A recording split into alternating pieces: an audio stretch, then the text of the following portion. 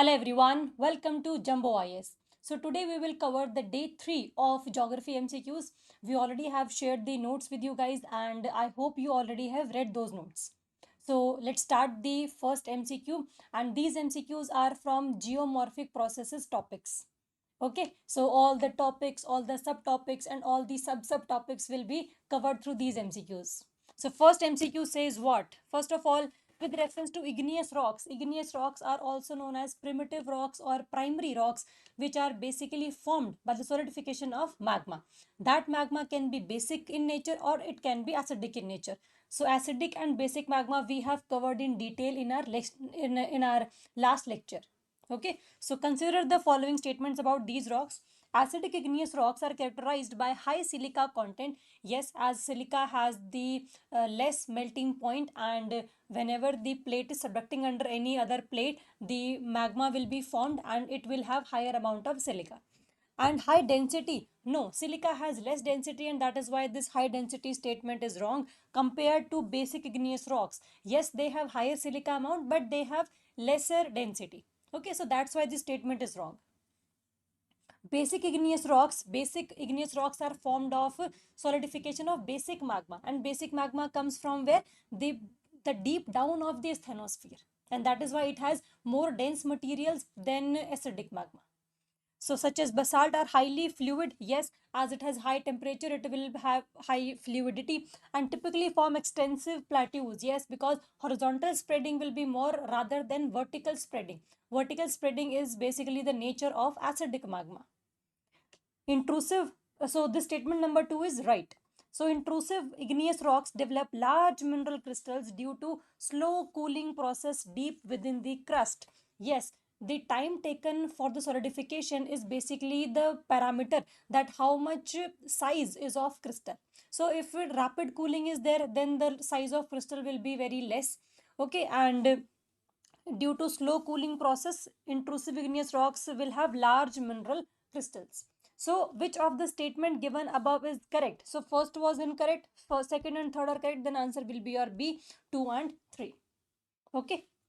So, next is consider the following statements regarding sedimentary rocks. Sedimentary rocks are formed by the deposition of sediments over one another, layer by layer. So first of all, they cover the majority of Earth's surface but constitute a very small volume of Earth crust. Yes, they are basically present on basically the 75% of these sedimentary rocks have only 5% of volume of Earth crust. So basic Earth crust is made from the igneous rocks and not by the sedimentary rocks.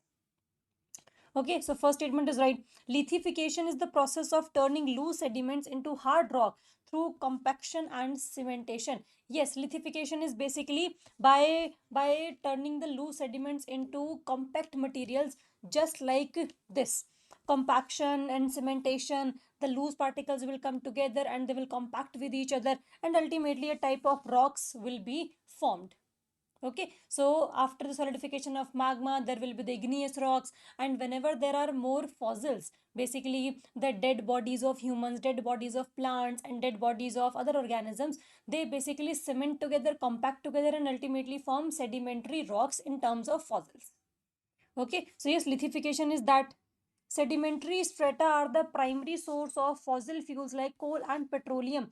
Yes, the coal and petroleum, depending upon temperature and pressure, any fossil will be converted into petroleum or coal. Okay, so yes, first statement is right, second statement is right, and third statement is also right. Which of the statement given above is correct? Then answer is your D, 1, 2, and 3. Next is, in the context of metamorphic rocks, the term foliation refers to, you can call it exfoliation, you can call it foliation. So what is it? The melting of rocks into magma due to extreme heat. No, it is just like melting. Second, the arrangement of minerals in layers or bands due to intense pressure. Yes, you must have seen those rocks which are basically present as layer wise. Okay, so yes, that statement is called foliation, where different rocks are present layer by layer, and because of intense temperature and pressure, the first layer will have that temperature and pressure impact, and ultimately this surface will be eliminated, will be destroyed by that type of weathering. Okay, so next then there will be this layer on this temperature and pressure will be affecting. So yes, this foliation is called the arrangement of minerals in layers or bands due to intense pressure. So you can see that these are the examples of foliation: layer by layer, sediment over sediment. Next is, which of the following pairs of original rock or its metamorphic equivalent is correctly matched? So one is original rock, like we have igneous rocks. So due to intense temperature or pressure, it can convert its form. Just like the granite can convert into niche, and that niche is called your metamorphic form because of the difference in temperature and pressure and other climatic factors. That that rock become niche in nature and no more granitic in nature. Then we have limestone will convert into marble because of high temperature. We have sandstone, it will convert into quartzite, by which we can form different types of glasses. Okay, so yes, these three are your metamorphic equivalent of your original rocks. Okay, so that's why we say that igneous rocks can convert into metamorphic rocks, and sedimentary rocks can also convert into metamorphic rocks, because the temperature and pressure never remains the same, never remains the constant. Okay, so all three statements are correctly matched. Then answer is your D, 1, 2 and 3. Next is, the rock cycle is not always a perfect cycle. The rock cycle is just like igneous to metamorphic, sedimentary to metamorphic, igneous to sedimentary, sedimentary to igneous, and ultimately so on. Okay, so that we'll see in the rock cycle. So, with reference to shortcuts in the rock cycle, consider the following statements. Number one, igneous rocks can transform into metamorphic rocks without passing through a sedimentary stage. Just like you can see that this is igneous rock, this is your metamorphic rock, this is your sedimentary rock. Igneous rock can be weathered down, can be eroded, and different sediments will be there. And after their lithification, and ultimately they can convert into sedimentary rocks. Okay, so that is how the conversion of igneous rock is converting into metamorphic or the sedimentary rock. This igneous rock, just like the granite, it will convert into metamorphic rock in the intense heat and pressure.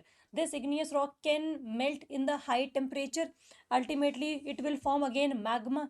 And this magma is again just like it is the source of presence of any igneous rock.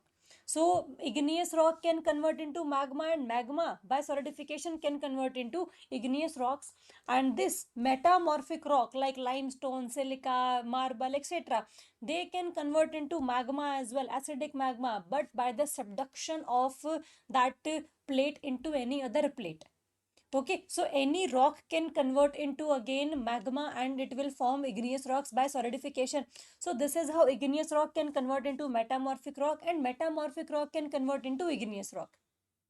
Okay, this sedimentary rock can, under heat and pressure, it can convert into metamorphic form. So this is your rock cycle. Okay, so if we say first statement that igneous rock can transform into metamorphic rocks without passing through a sedimentary stage, then this statement is right. Igneous rocks can convert into metamorphic rock without getting into sedimentation. After sedimentation, because of weathering and erosion, these sediments will be there, and then sedimentary rocks will be formed. Okay, so igneous into metamorphic without passing through a sedimentary stage, the statement is right. Metamorphic rocks can be weathered or eroded to form sediments directly. It can also be true. Sedimentary rocks can be subducted and melted into magma without becoming metamorphic rocks. Yes, that statement is also right. If any rocks of coal or any other sedimentary rock is subducting under any other plate, it can easily create magma. So sedimentary can be subducted under and melting into magma without becoming metamorphic rocks. So yes, these three statements are your right statements. Which of the above statements are correct? Then answer is your D, 1, 2 and 3. All of the above. Next is, which of the following are considered endogenic forces? Endogenic means forces acting below the surface of the earth, or interior of the earth is responsible for these forces that drive the transition in the rock cycle. First of all, internal heat of the earth. Yes, just like the magma is coming towards the surface, it is getting solidified, and another igneous rocks are formed. So that is what basically the endogenic force. The magma is erupting on the surface of the earth. That is because of the internal heat of the earth. So first of all, that solar energy and atmospheric processes. Solar energy is just outside the earth. It is not inside the earth. And same atmospheric processes are there. It is the example of exogenic force and not endogenic force. So that statement number 2 is wrong. Plate tectonic movements. Plate tectonic movements like convergent, divergent, transform movement, they are very much responsible for upliftment of land, subsidence of land, volcanic eruption, earthquake, and etc. So yes, this is also one of the endogenic force that can transition in the rock cycle, because plate tectonic movement can erupt magma, it can solidify, it can create igneous rocks, and ultimately igneous rock can convert into sedimentary rocks and metamorphic rocks directly. Okay, so yes, select the correct answers using the code given below. So 1 and 3 will be your answer, B option. Next is, how does plate tectonics act as an engine of the rock cycle?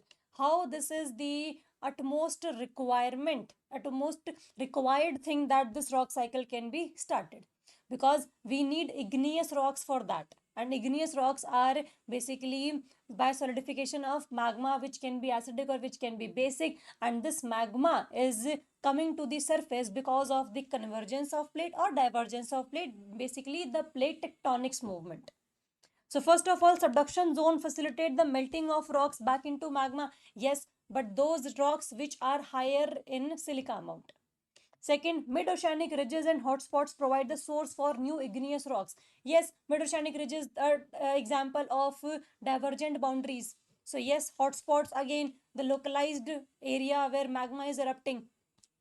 Tectonic movement bury rock deep enough to undergo metamorphism. Yes, they can basically subside the land, they can uplift the land, and as they subside, they can increase the temperature and pressure. And in the increase in temperature and pressure, that rocks may become metamorphosed.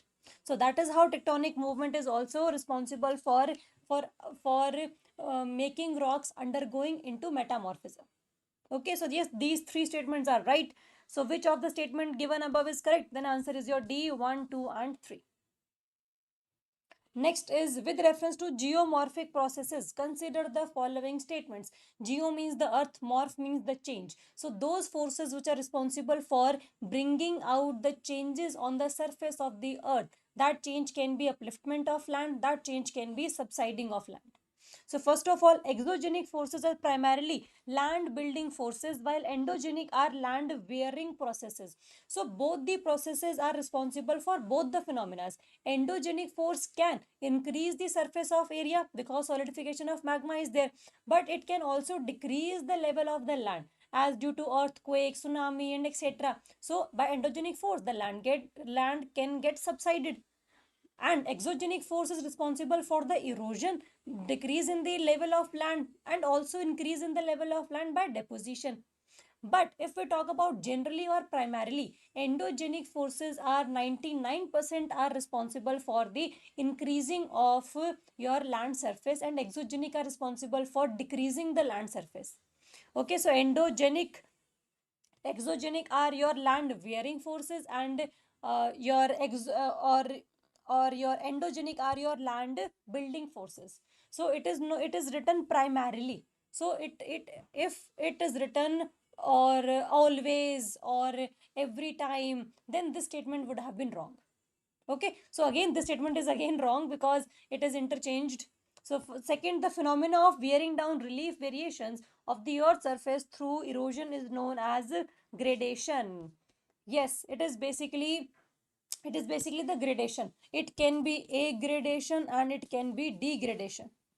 So phenomena of wearing down relief variations, that if relief is like this, so we are decreasing its variation. So this is called gradation, making the balance with each other. So this is basically getting degraded, this is getting agraded. So the balance process is called gradation. So diastrophism and volcanism are classified as endogenic geomorphic processes. Yes, diastrophism, where there is the too slow movement of the earth surface or the platonic movement, which are responsible for your the movement of plates and formation of mountains or your continents and etc. So that's diastrophism, and volcanism is one of the catastrophic movement of plate tectonics. So yes, both are classified as endogenic geomorphic processes. Just a second, I'm so sorry. Which of the statement given above is correct? So answer is your 2 and 3 because first statement was wrong. So answer is option B. Next is in the context of orogenic movement, consider the following pairs of fold. So this is basically folds. These folds are formed by the convergence of two continental plates or oceanic and continental plate. So both the cases are there. Anticline is this is it is the question is misprint here. It should be like this.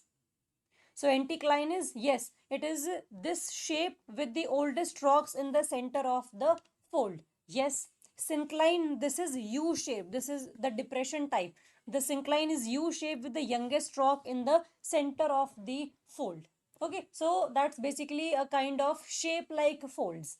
So nepe is what? The sheet of rock moved sideways over neighboring strata due to overthrust. If I make a diagram like this, these are the types of folds. Okay, so these are your symmetric folds. These are your asymmetric folds. Okay, so this is your anticline, this is your syncline, this is your overfold, which is again asymmetrical in nature. So, and this is your recumbent fold. This is called recumbent fold, and due to this recumbent fold, if the overthrust is still in progress, this will again provide more compression to this fold, and this structure will be diverted away, or it will be pushed away from this location, and ultimately it will go to this location. So this thing is called your nepe. This is called nepe fold. It is basically because of the presence of compressional force continuously. So yes, it is a sheet of rock moved sideways over neighboring strata due to overthrust. It has been moved in a horizontal plane and have moved to its not so original location. So all these three statements are right. You should again write this shape. Anticline is this shape. So 1, 2, 3 is your answer.